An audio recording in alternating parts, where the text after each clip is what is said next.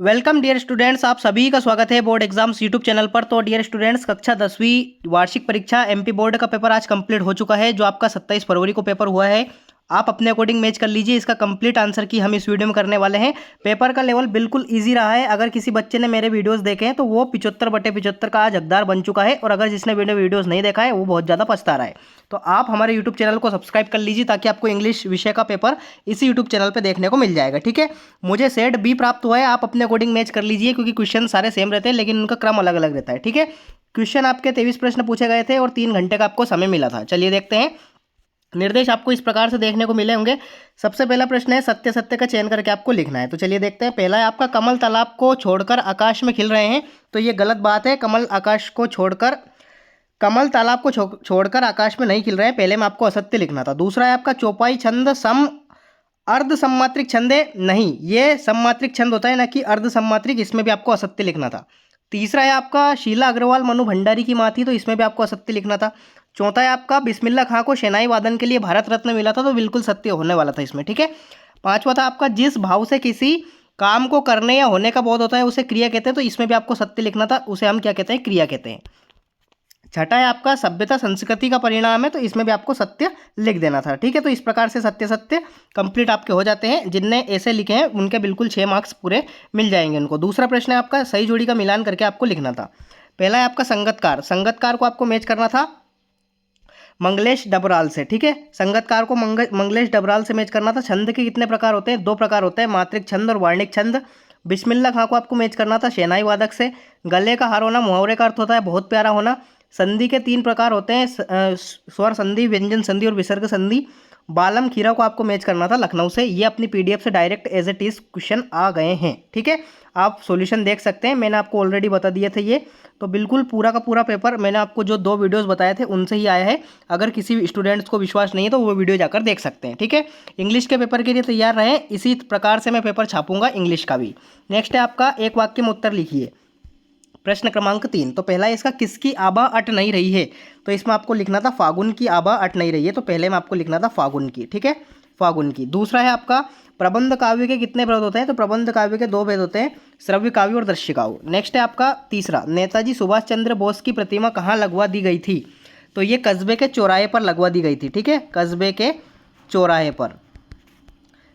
चौराहे पर आपको इसमें राइट आंसर लिखना था। नेक्स्ट था आपका, काला अक्षर भैंस बराबर का क्या अर्थ है। काला अक्षर भैंस बराबर का अर्थ होता है अनपढ़ होना या शिक्षित ना होना। ठीक है, तो आप इसमें लिख सकते थे अनपढ़ होना। ठीक है, अनपढ़ होना। नेक्स्ट है आपका, बाबूजी राम नामा बही में कितने बार राम नाम लिखते थे। तो ये 1000 बार लिखते थे। ठीक है, 1000 आपको इसमें सही उत्तर लिख देना था, 1000 बार। अगला है आपका, साना साना हाथ जोड़ी पाठ के आधार पर पहाड़ी कुत्ते कब भौंकते हैं।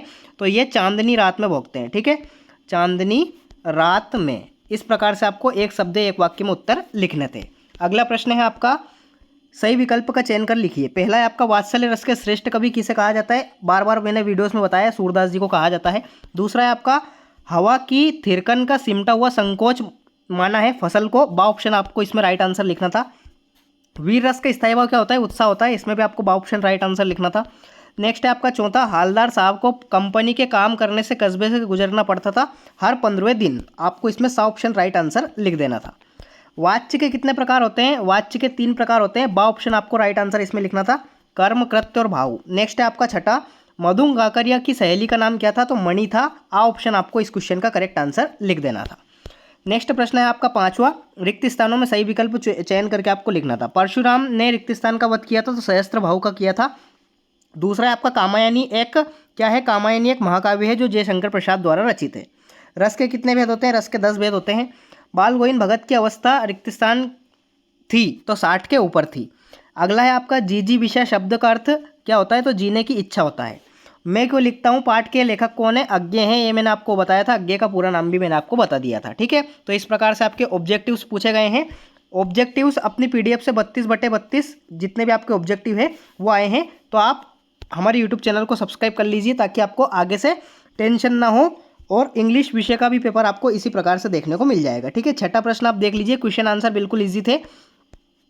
और ये देखिए प्रश्नोत्तर, स्वयं प्रकाश मनु भंडारी का लेखक परिचय आपसे पूछा गया है। वाक्यांशों के लिए एक शब्द आपसे पूछा गया था, बिल्कुल कर सकते हैं। जिसके आने की तिथि पता ना हो उसे हम क्या कहते हैं, उसे हम अतिथि कहते हैं, ठीक है। इसमें आप अतिथि लिख सकते हैं। दूसरा है जो सब कुछ जानता हो उसे हम क्या कहते हैं, उसे हम सर्वज्ञ कहते हैं, ठीक है। तो इस प्रकार से आपको एक शब्द एक वाक्य में उत्तर करने थे। समास विग्रह करके समास का नाम लिखिए। देशभक्ति, देशभक्ति का क्या हो जाएगा, देश की भक्ति तत्पुरुष समास इसमें आ जाएगा। गंगा यमुना दोनों बराबर है तो गंगा और यमुना, इसमें द्वंद्व समास आने वाला था, ठीक है। 10वां प्रश्न आप देख लीजिए। 11वां प्रश्न, बिल्कुल सारे क्वेश्चंस मैंने आपको करा रखे हैं, ठीक है। ये सारे के सारे क्वेश्चंस बताने की जरूरत ही नहीं है। सूरदास जयशंकर प्रसाद का आपसे पूछा गया था। 13वां 14 प्रश्न आप देख लीजिए।